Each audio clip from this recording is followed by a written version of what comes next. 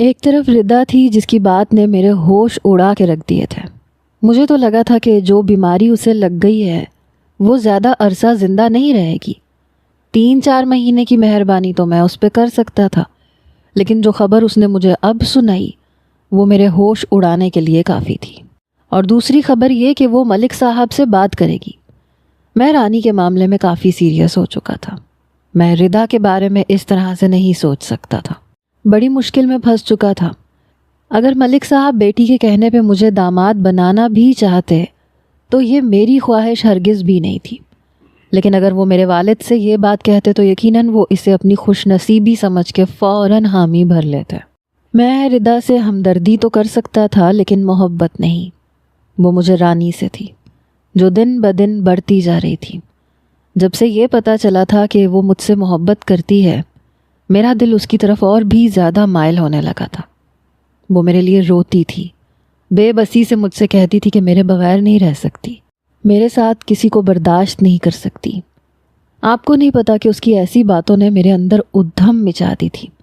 میرا بس نہیں چل رہا تھا کہ جلد از جلد اس کا رشتہ مانگ کے اسے اپنے نام کر لوں، لیکن ردا نے مجھے بڑی مشکل میں ڈال دیا۔ کیا کہتا اسے؟ وہ تو اس بات پہ خوش تھی کہ چند مہینے کے بجائے اسے میرا ساتھ زندگی بھر کے لیے ملنے والا ہے۔ میری راتوں کی نیندیں اڑ کے رہ گئیں، ایک طرف ردا، دوسری طرف رانی۔ رات کے 3 بج گئے تھے اور میری آنکھوں میں نیند کا شائبہ تک نہیں تھا۔ بڑی بے چینی سے میری رات گزری۔ صبح اٹھا، زمین پہ جانے لگا تو ملازمہ نے کہا کہ ردا بی بی آپ کو اندر بلا رہی ہیں۔ میرا دل زور زور سے دھڑک رہا تھا۔ ردا کی میری طرف انوالومنٹ مجھے مشکل میں ڈال رہی تھی۔ میں اندر گیا تو ٹیبل پہ ناشتہ لگا ہوا تھا۔ ردا مسکرا کے کھڑی ہوئی، میرے پاس آئی، میرا ہاتھ پکڑ کے ٹیبل تک لے آئی۔ زہیر ادھر بیٹھو نا، میری برابر والی کرسی پہ، اور آج کے بعد تم ناشتہ، لنچ اور ڈنر یہیں پہ میرے ساتھ کرو گے، اور ناشتے کے بعد ہم باہر جائیں گے۔ پتہ ہے بابا کتنے خوش ہوئے، انہیں تو یقین ہی نہیں آ رہا تھا کہ میری رپورٹس ٹھیک آئی ہیں۔ کہہ رہے تھے تم جو کہو گی وہ میں مانوں گا۔ اگر انہیں بزنس کی مجبوری نہ ہوتی تو وہ واپس آ جاتے۔ جانتے ہو میں نے بابا سے بات کی ہے۔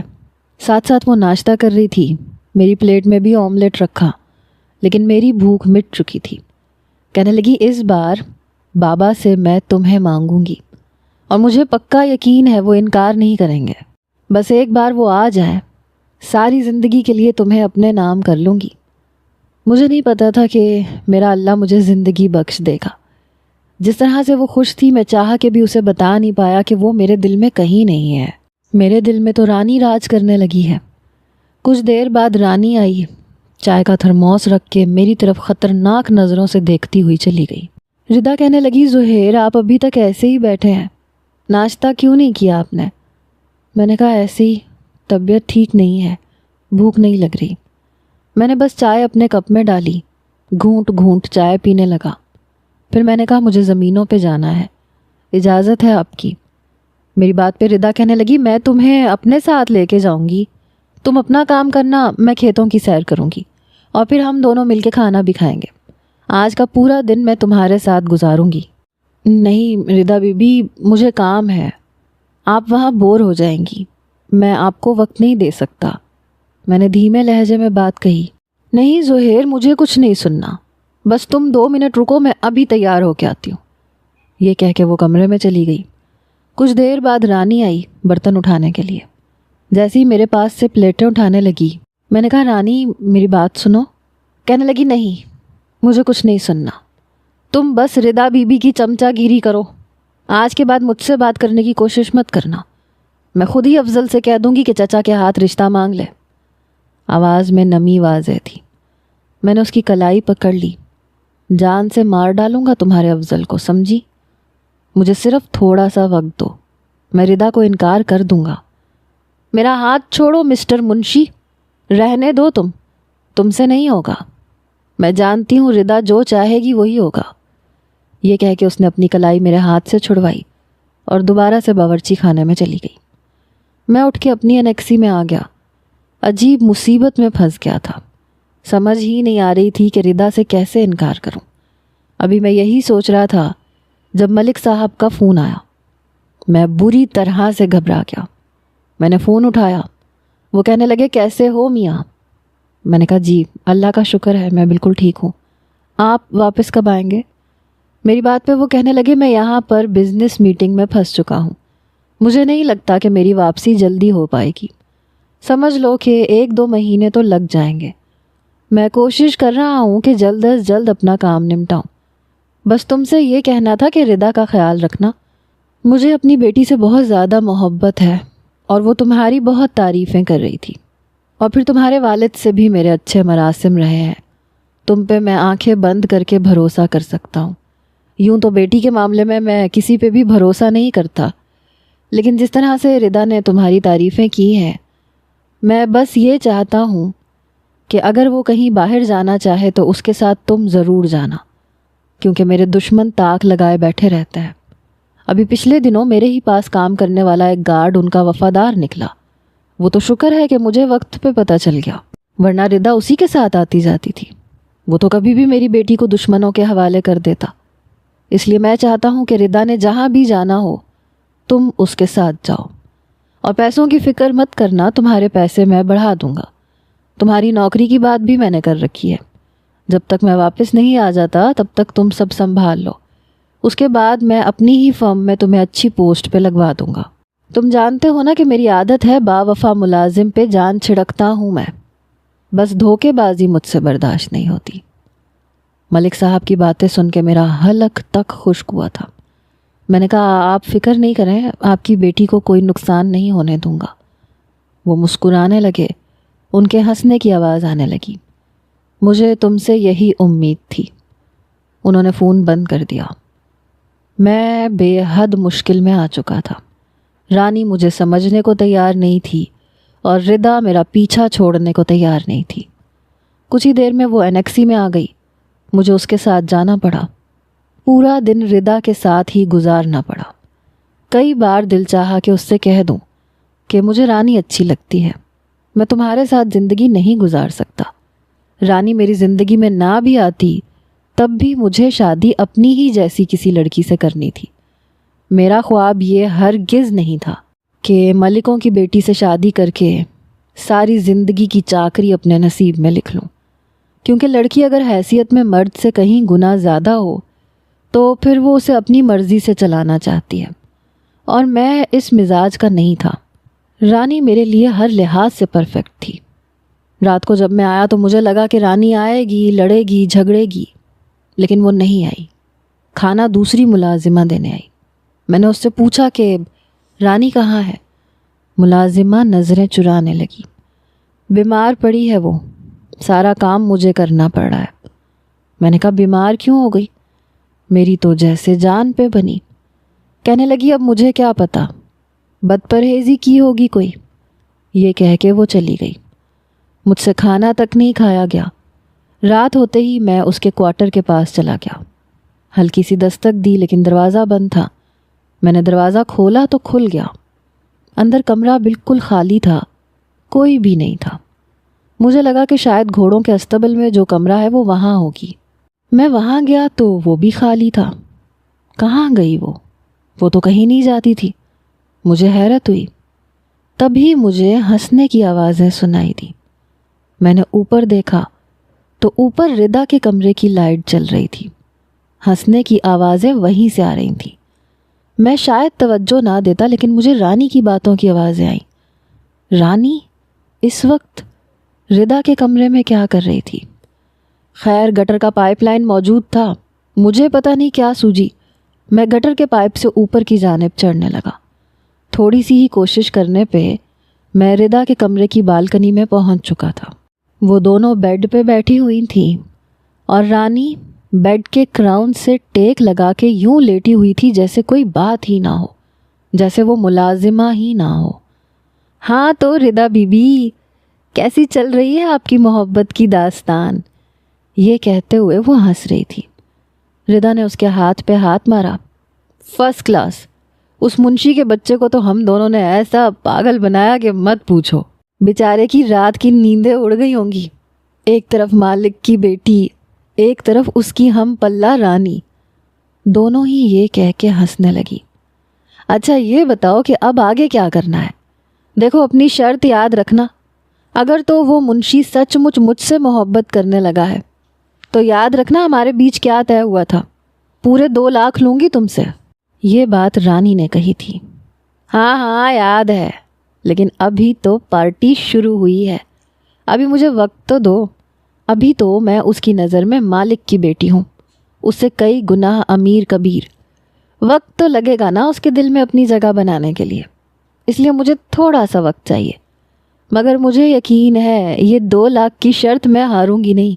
یہ بات میرے لیے ایک بہت بڑا انکشاف تھی۔ دیکھو نا ردا بی بی، خدا کے لیے شرط مت جیتنا، کیونکہ تم تو جانتی ہو میں اتنی امیر نہیں ہوں، تم تو اس گھر کے مالک کی بیٹی ہو۔ یہ کہہ کے وہ ہنسنے لگی۔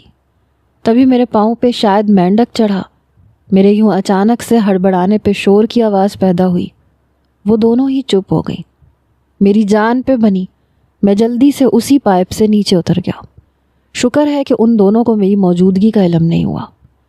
انیکسی میں آ کے مجھے بے تحاشا غصہ آیا۔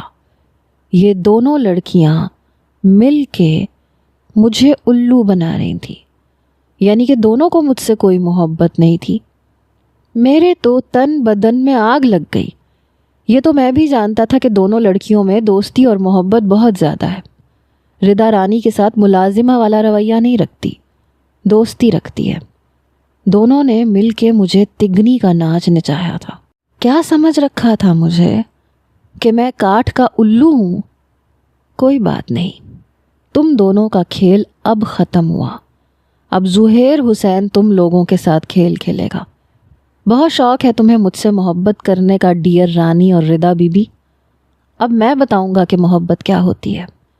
تم دونوں کے دلوں میں اپنے لیے محبت کی آگ نہ لگا دی تو میرا نام بھی زہیر حسین نہیں۔ تم دونوں ہی ایک دوسرے کی دشمن بن جاؤ گی مجھے پانے کے لیے، اور پھر میں بتاؤں گا کہ تم لوگوں کے کھیل کا میں نے کیسا منہ توڑ جواب دیا ہے۔ میں بے تحاشا غصے میں تھا۔ دونوں لڑکیوں نے مجھے خوب الو بنایا تھا۔ ان دونوں کی شرط کا میں بیڑا غرق نہ کر کے رکھ دوں تو میرا نام بھی زہیر حسین نہیں۔ میں دل ہی دل میں تہیا کر چکا تھا اور سوچ چکا تھا کہ اب مجھے کیا کرنا ہے۔ باقی کی رات میں بڑی مطمئن نیند سویا، کیونکہ جو ٹینشن میرے سر پہ سوار تھی وہ ختم ہو چکی تھی۔ صبح اتوار تھا، چھٹی تھی، اس لیے میں دیر تک سوتا رہا۔ ناشتہ لے کے رانی میرے کمرے میں آئی، چہرے پہ وہی بلا کی معصومیت، آنکھوں پہ شاید میک اپ ایسا کیا ہوا تھا کہ لگ رہا تھا کہ بہت روئی ہے۔ بیچاری میری محبت میں رو رو کے مر رہی ہے۔ ناشتہ رکھنے کے بعد ماتھے پہ بل ڈالے وہیں کھڑی رہی۔ میں نے کہا یہاں کیوں کھڑی ہو، بیٹھو نا۔ نہیں مجھے نہیں بیٹھنا، کل سے میری طبیعت خراب ہے۔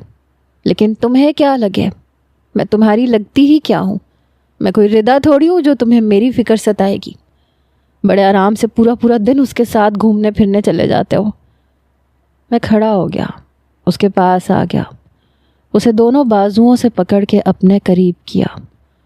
پہلی بار وہ سٹ پٹائی تھی، چہرے کی رنگت اڑی تھی۔ بتاؤں تمہیں کہ تم میرے لیے کیا ہو؟ میرا دل تمہارے نام پہ دھڑکتا ہے رانی۔ تمہیں میری محبت کا اندازہ ہی نہیں ہے۔ تمہیں نہیں پتا کہ میں تمہارا کتنا دیوانہ بن چکا ہوں۔ تم نظر نہیں آتی تو مجھے چین نہیں آتا۔ رات بھر میں تمہارے بارے میں سوچتا رہا۔ تم سے دور رہنا بہت مشکل لگ رہا ہے، لیکن تم نہیں جانتی کہ ردا کے ساتھ رہنا میری بہت بڑی مجبوری ہے۔ اگر تم مجھ سے وعدہ کرو تو میں تمہیں بتاتا ہوں کہ ردا کے ساتھ میں کیوں ہوں، اس کے ساتھ رہنا میری کتنی بڑی مجبوری ہے۔ وہ کہنے لگی کیا مطلب، کیا مجبوری ہے، بتاؤ مجھے۔ بار بار اپنا آپ مجھ سے چھڑوانے کی کوشش کر رہی تھی، لیکن میں نے بھی اس کے دونوں بازوؤں کو مضبوطی سے پکڑ رکھا تھا، اسے اپنے قریب کر رکھا تھا۔ اس کے چہرے پہ ننھے ننھے پسینے کے قطرے جمع ہونے شروع ہو چکے تھے۔ اب اس سے ڈرامے بازی نہیں ہو رہی تھی، چہرے سے لگ رہا تھا کہ بے حد نروس ہے، میرے قریب ہونے سے پریشان ہو رہی ہے۔ میں نے کہا اس نے مجھے بتانے سے منع کیا تھا کہ اسے کینسر ہے، وہ چند مہینے کی مہمان ہے اور مر جائے گی۔ اس لیے میں اس کا احساس کر رہا ہوں۔ اب مرتے ہوئے انسان کو منع تو نہیں کر سکتا، لیکن محبت میں تم سے کرتا ہوں، بہت چاہتا ہوں تمہیں۔ میری آنکھوں میں دیکھو رانی، یہاں تمہیں صرف تم نظر آؤ گی۔ چاہو تو دل کی دھڑکنوں کو سن لو، میرے سینے پہ کان رکھو، تمہیں اپنا نام سنائی دے گا۔ جان بوجھ کے میں نے اسے اپنے اور قریب کیا۔ وہ بری طرح سے سٹ پٹائی۔ چھوڑو مجھے، بے شرم کہیں کے، میں ابھی تمہاری کچھ لگتی نہیں ہوں، پلیز زہیر۔ وہ میری قربت سے بری طرح سے گھبرا گئی تھی۔ میں نے اس کے دونوں ہاتھ چھوڑ دیے۔ بس یہی ایک مجبوری ہے جانے من کہ تم میری کچھ لگتی نہیں ہو، ورنہ جتنی تم مجھے اچھی لگتی ہو، یقین جانو مجھ سے دور رہا ہی نہیں جاتا۔ جانتی ہو خواب میں تم میرے کتنے قریب ہوتی ہو؟ بتاؤں گا تو شرم آئے گی تمہیں۔ میری باتوں پہ وہ اچھی خاصی بدحواس ہو چکی تھی۔ میں نے کہا دیکھو رانی، میری محبت پہ شک مت کرنا، اگر مجھے تم نہ ملی تو میں سچ کہہ رہا ہوں، میں جان لے لوں گا اپنی، نہر میں کود کے مر جاؤں گا۔ کبھی بھی یہ مت سوچنا کہ زہیر تم سے محبت نہیں کرتا۔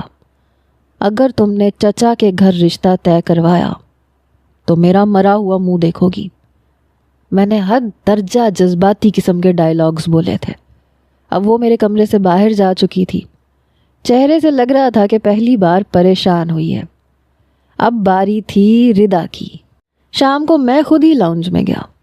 ملازمہ شام کے کھانے کا انتظام کر رہی تھی۔ کہنے لگی زہیر بابو، آپ کوئی کام تھا؟ ظاہر سی بات ہے کسی ملازم کی اتنی ہمت نہیں تھی کہ بنا مالک کے بلائے وہ بلا جھجک لاؤنج میں آ جائے۔ میں نے کہا ہاں، اپنی ردا بیوی کو بلاؤ، ان سے کام ہے۔ وہ ملازمہ اوپر چلی گئی۔ کچھ دیر بعد ردا نیچے آئی۔ کہنے لگی کوئی کام تھا زہیر؟ میں نے کہا کیوں؟ میں بغیر کام کے یہاں نہیں آ سکتا۔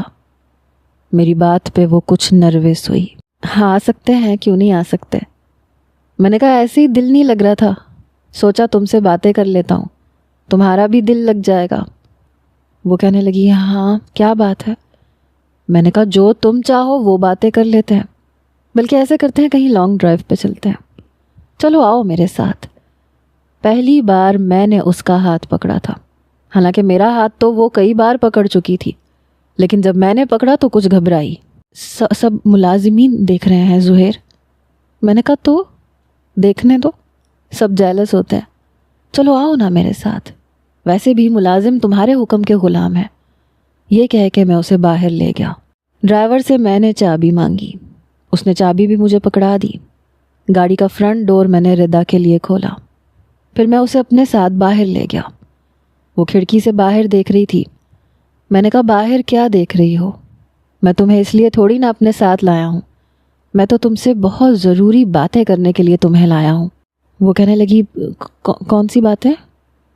میں نے کہا ردا میں تم سے سچ کہوں گا، میں تمہارے ساتھ صرف اس لیے تھا کیونکہ مجھے پتا تھا کہ تم چند مہینے کی مہمان ہو، اس لیے جو کچھ تم مجھ سے کہتی رہی میں سنتا رہا، لیکن تمہاری باتوں نے میرے دل پہ ایک عجیب سا اثر کرنا شروع کر دیا، لیکن میری کم حیثیت مجھے روک دیتی تھی۔ بہرحال جب تم نے یہ کہا کہ تمہاری نظر میں میری حیثیت کی کوئی اہمیت نہیں ہے، اور پھر تم ملک صاحب کی اکلوتی بیٹی ہو اور وہ تمہاری ہر بات مان لیں گے، تم میرا ساتھ چاہتی ہو، تو پھر میں بھی تمہارے بارے میں سوچنے لگا۔ جب تم مجھے اتنی شدت سے چاہتی ہو کہ تمہارے نزدیک ذات پات، اونچ نیچ، امیری غریبی، ان باتوں کا کوئی فرق ہی نہیں ہے، تو پھر میں اس فرق کو اہمیت کیوں دوں؟ میں تم سے محبت کرنے لگا ہوں، شاید اس سے کئی گنا زیادہ جتنی تم مجھے چاہتی ہو۔ تمہارے بغیر نیند نہیں آتی، آنکھیں بند کرتا ہوں تو تم نظر آتی ہو، پوری رات کروٹیں بدل بدل کے گزرتی ہے میری بات سن کے اس کے چہرے کی ہوائیاں اڑنے لگی۔ زہیر ہم لوگ شاید بہت آگے آ گئے ہیں۔ میں نے کہا ہاں، ہم لوگ واقعی اپنی محبت میں بہت آگے آ گئے ہیں، پیچھے پلٹنا بہت مشکل لگ رہا ہے اب۔ وہ کہنے لگی میں سفر کی بات کر رہی ہوں، ہم لوگ گاؤں سے کافی آگے نکل آئے ہیں، اور رات بھی گہری ہو رہی ہے اور آسمان بھی ابر آلود ہے، کسی بھی وقت بارش ہو سکتی ہے، ہم لوگ پھنس سکتے ہیں۔ میں نے کہا ہائے کاش ایسا ہو جائے، پلیز طوفانی بارش ہو، ہماری گاڑی کیچڑ میں کہیں پھنس جائے، تم ہو، میں ہوں، ہماری محبت ہو۔ میری بات سن کے یقیناً اس کے 14 طبق روشن ہوئے تھے۔ زہیر پلیز ایسی باتیں مت کرو، پلیز گاڑی واپس گھر کی طرف موڑو، گھر جانا ہے۔ بار بار آسمان کی طرف دیکھ رہی تھی جس کے تیور کچھ ٹھیک نہیں لگ رہے تھے۔ جیسے ہی ہلکی ہلکی بارش شروع ہوئی، ردا کی جان پہ بنی، زہیر پلیز واپس کی طرف موڑو، مجھے گھر جانا ہے، مجھے بہت بے چینی ہو رہی ہے۔ میں نے کہا کس چیز کی بے چینی ہو رہی ہے؟ جب میں تمہارے ساتھ ہوں تو تمہیں ڈرنے کی کوئی ضرورت ہی نہیں ہے۔ پتہ ہے ملک صاحب کیا کہہ رہے تھے؟ کہہ رہے تھے میری ردا کا بہت خیال رکھنا، انہیں مجھ پہ بھروسہ ہے، پھر جب زندگی ساتھ گزارنی ہے تو پھر ڈرنے کی کیا بات ہے، میں ہوں، تم ہو، ہماری محبت ہے۔ جیسے ہی بارش تیز شروع ہوئی میں نے گاڑی واپسی کی طرف موڑ لی، لیکن ردا کی حالت یہ تھی کہ لگ رہا تھا ابھی رو دے گی۔ اپنے گاؤں میں پہنچ کے جان بوجھ کے میں نے گاڑی روک دی۔ وہ بری طرح سے گھبرائی، زہیر گاڑی کیوں روک دی؟ میں نے کہا پتہ نہیں کیا ہوا، چل ہی نہیں رہی۔ یہ سننا تھا اس کی آنکھوں سے ٹپ ٹپ آنسو بہے، گھبراہٹ کے مارے اپنی انگلیوں کو چٹکنے لگی۔ میں نے تم سے کہا بھی تھا واپس چلو، دیکھو نا کتنی طوفانی بارش شروع ہو گئی۔ وہ بہت خوف زدہ تھی۔ میں نے کہا میں دیکھتا ہوں گاڑی کو کیا ہوا ہے، ٹھیک ہو گئی تو ٹھیک ہے، ورنہ کوئی بات نہیں، رات گاڑی میں گزار لیں گے۔ میری بات پر جیسے اس کی جان نکلی۔ دیکھو میں اس قسم کی لڑکی نہیں ہوں، مجھے باحفاظت میرے گھر پہنچاؤ۔ میں نے کہا تو میں تمہیں کون سا بھگا کے لے کے جا رہا ہوں، تمہارے گھر ہی لے کے جاؤں گا، لیکن اگر گاڑی خراب ہے تو میں کیا کر سکتا ہوں؟ کیا تمہیں مجھ پہ بھروسہ نہیں ہے؟ کیا تمہیں یہ لگتا ہے کہ میں بارش کا یا تنہائی کا کوئی غلط فائدہ اٹھا لوں گا؟ میری بات پہ وہ بدحواس ہونے لگی، ٹشو سے اپنے ماتھے کا پسینہ صاف کرنے لگی، بار بار اپنی آنکھوں کو رگڑ کے اپنے آنسو صاف کر رہی تھی۔ میں نے کہا یوں تو میرے نزدیک محبت میں سب کچھ جائز ہونا چاہیے، تمہارا کیا خیال ہے؟ کہنے لگی گاڑی ٹھیک کرو، پتہ نہیں یہ بارش آج ہی کیوں ہوئی ہے، گھر میں سب پریشان ہو رہے ہوں گے۔ میں نے کہا نہیں کوئی پریشان نہیں ہو رہا ہوگا، تمہارا باپ کون سا یہاں پہ ہے، اور پھر تم انہیں منا ہی لوگی نا مجھ سے شادی کے لیے، تو پریشانی کس بات کی ہے؟ اس بار اس کا لہجہ کچھ سخت ہوا۔ تم گاڑی ٹھیک کر رہے ہو یا میں پیدل چلی جاؤں؟ میں نے کہا کر رہا ہوں، غصہ تو نہ کرو۔ میں نے گاڑی سٹارٹ کی، گاڑی سٹارٹ ہو گئی تو وہ مجھے حیرت سے دیکھنے لگی، کہنے لگی تم تو کہہ رہے تھے کہ گاڑی خراب ہے۔ میں نے کہا نہیں، میری نیت خراب تھی، تم جیسی حسین لڑکی کو دیکھ کے ایمان کا ڈول جانا لازم سی بات ہے، کیا کروں میں بھی تو لڑکا ہی ہوں نا، اور پھر جو لڑکی خود مجھ سے محبت کا اظہار کرے اور یہ کہے کہ وہ میرے بغیر جی نہیں سکتی، تو میرے جذبات تو اس سے بھی زیادہ بھڑکنے والے ہیں نا۔ کیا کہتی ہو تم؟ ایسا ہی ہے نا؟ وہ بار بار کھڑکی سے باہر دیکھ رہی تھی۔ گاڑی تیز چلاؤ۔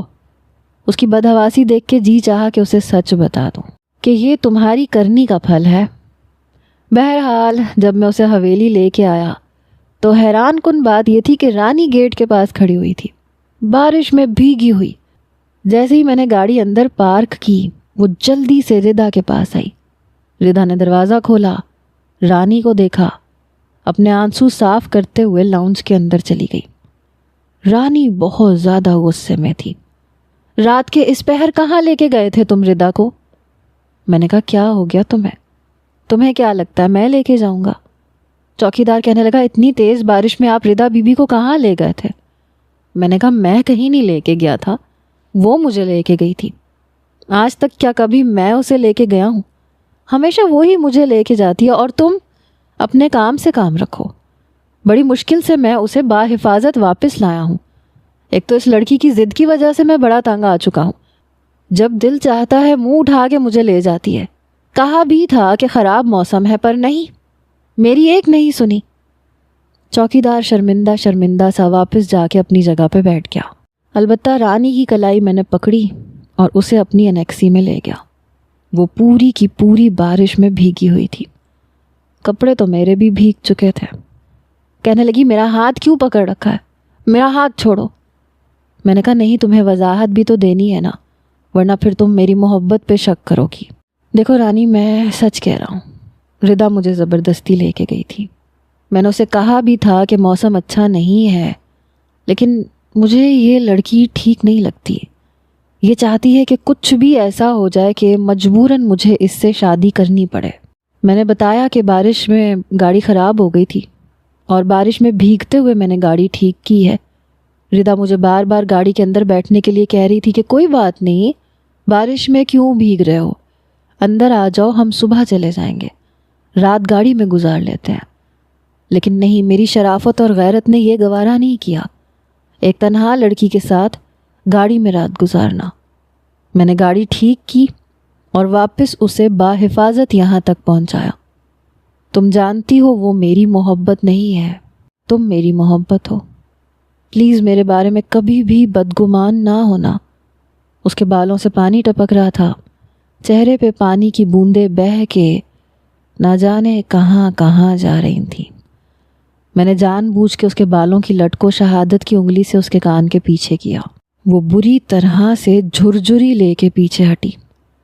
میں نے کہا بارش میں بھیگی بھیگی سی بہت اچھی لگ رہی ہو، پتہ ہے مجھے 100% امید تھی کہ تم بے چینی سے میرا انتظار کر رہی ہوگی، لیکن یہ ردا کی بچی، یہ مجھے تمہاری نظر میں نہ جانے کیوں برا بنانا چاہتی ہے۔ شاید تم سے یہ کہے گی کہ میں اسے لے کے گیا تھا، میں نے جان بوجھ کے گاڑی کھڑی کی تھی۔ ظاہر سی بات ہے، مالک کی بیٹی ہے، میرے بارے میں کچھ بھی کہہ سکتی ہے تاکہ وہ سچی ثابت ہو جائے، لیکن تم تو مجھے جانتی ہو نا، میں صرف تم سے محبت کرتا ہوں۔ رانی میری انیکسی سے جا چکی تھی۔ آج کی رات یہ دونوں ہی اپنی اپنی جگہ پہ جاگ کے گزاریں گی۔ اب نیندیں اڑنے کی باری ان دونوں کی ہے۔ میں اپنے کپڑے تبدیل کیے، بڑے آرام سے سکون کی نیند سو گیا۔ رات بھر بارش ہوتی رہی۔ اگلے دن ٹھنڈی ٹھنڈی صبح دیکھ کے طبیعت بشاش ہوئی۔ میں نیکسی سے باہر آیا۔ باہر کافی ٹھنڈا موسم ہو چکا تھا کیونکہ سردیوں کی پہلی بارش ہوئی تھی۔ ہر طرف کھلے ہوئے پھول اور باغیچے کی گھاس تک ہری ہری نظر آ رہی تھی۔ میں نے لاؤنج کی طرف دیکھا، دروازہ بند تھا۔ ملازمین بہت بڑے پارکنگ ایریا پہ پھیلے ہوئے کیچڑ اور پانی کو وائپر سے صاف کر رہے تھے۔ چاروں طرف صفائیاں ہو رہی تھیں۔ ایک ملازمہ سے میں نے پوچھا کہ رانی کہاں ہے؟ کہنے لگی پتہ نہیں۔ بہرحال میں نے انگڑائی لی، بھوک بھی لگ رہی تھی، اس لیے ملازمہ سے کہا کہ میرے لیے ناشتہ لے کے آئے۔ میں نے محسوس کیا کہ ردا اور رانی آپس میں بات چیت نہیں کر رہی تھیں۔ جب بھی میں رانی کے سامنے ردا کا نام لیتا تو اس کے ماتھے پہ بل پڑ جاتے، ردا کے سامنے رانی کی بات کرتا تو وہ رخ بدل جاتی۔ دونوں سے میں محبت کا کھیل کھیل رہا تھا اور ایک دوسرے کی برائی ان کے دل میں ڈال رہا تھا۔ رانی سے یہ کہتا تھا کہ ردا مجھے مجبور کرتی ہے کہ میں اسے لے کے جاؤں، اور ردا سے یہ کہتا تھا کہ رانی کی نیت مجھے ٹھیک نہیں لگتی، وہ بہت اونچے اونچے خواب دیکھنے لگی ہے۔ ایک بار میں نے پیسے دے کر کرائے کے آوارہ لڑکوں کو رانی کے پیچھے لگا دیا۔ جب وہ کالج سے نکلی، لڑکے اس کا پیچھا کرنے لگے، اس پہ فکرے کسنے لگے۔ پھر ڈرائیور کے ساتھ میں کھیتوں میں جاتے ہوئے یہ سب دیکھ چکا تھا۔ جلدی سے میں گاڑی سے نیچے اترا۔ مجھے دیکھ کے رانی میرے پیچھے چھپ گئی، کہنے لگی یہ کب سے میرے ساتھ بدتمیزی کر رہے ہیں؟ میں نے کہا تم لوگوں کو شرم نہیں آتی کیا؟ تمہارے گھر میں ماں بہنیں نہیں ہیں؟ دفع ہو جاؤ ورنہ ٹانگیں توڑ دوں گا تمہاری۔ وہ لڑکے پہلے سے ہی میرے ڈرامے سے واقف تھے، میرے ساتھ بھی بدتمیزی کرنے لگے۔ دو مکے میں نے ان کے منہ پہ مارے اور وہ سب کے سب بھاگ گئے کیونکہ کرائے کے تھے۔ میں بھی کوئی بہت افلاطونی لڑائی کرنا نہیں جانتا تھا، بس ایسے جان بوجھ کے ہیرو بن رہا تھا تاکہ رانی کے دل میں میری محبت کے جذبات جاگ اٹھیں۔ اس بار رانی کی نظروں میں کچھ عجیب سی بات تھی، میری بہت مشکور ہو رہی تھی، شکریہ بھی ادا کر رہی تھی۔ میں نے کہا ارے یہ کیوں کہہ رہی ہو؟ تم کوئی غیر تھوڑی ہو، تم تو میری جان ہو، میرا سب کچھ ہو۔ باحفاظت میں اسے گھر چھوڑ چکا تھا۔ دوسری طرف ردا کو شہر میں اپنی یونیورسٹی سے کچھ ضروری کاغذات لینے تھے۔ میں اس کے ساتھ گیا اور وہاں بھی میں نے ڈرامہ رچایا، اس کی گاڑی پہ فائرنگ کروائی اور یہی ظاہر کروایا کہ دشمنوں کی طرف سے فائرنگ کی گئی ہے۔ میں نے ردا سے کہا جلدی سے نیچے بیٹھ جاؤ، کہیں تمہیں گولی نہ لگ جائے۔ بہرحال گاڑی کو دائیں بائیں موڑ کے میں نے یوں ظاہر کیا جیسے میں نے اس کی جان بچائی ہے۔ اس بار وہ بھی میری بہت مشکور تھی کہ میں نے اپنی جان پہ کھیل کے اس کی جان بچائی، اور میرے وہی ڈائلاگز تھے کہ تم میرا سب کچھ ہو، میں تمہیں کچھ بھی ہونے نہیں دے سکتا، چاہے میری جان کیوں نہ چلی جائے۔ ہلکا پھلکا زخم بھی میرے بازو پہ آیا تھا جو میں نے ہاسپٹل سے جا کے پٹی بھی کروا لی، کیونکہ فائرنگ سے گاڑی کا سائیڈ کا شیشہ ٹوٹ گیا تھا۔ بہرحال دونوں لڑکیوں کے دل میں میرے لیے نرم گوشہ پیدا ہو چکا تھا، اور میں یہی چاہتا تھا۔ ابھی تو مجھے ایسی ملاقات ارینج کروانی تھی جہاں دونوں لڑکیوں کا بھانڈا میں اچھے طریقے سے پھوڑ سکتا، لیکن یہ نہیں پتا تھا مجھے کہ میرا یہ کھیلے جانے والا کھیل مجھے اتنا مہنگا پڑ سکتا ہے، کیونکہ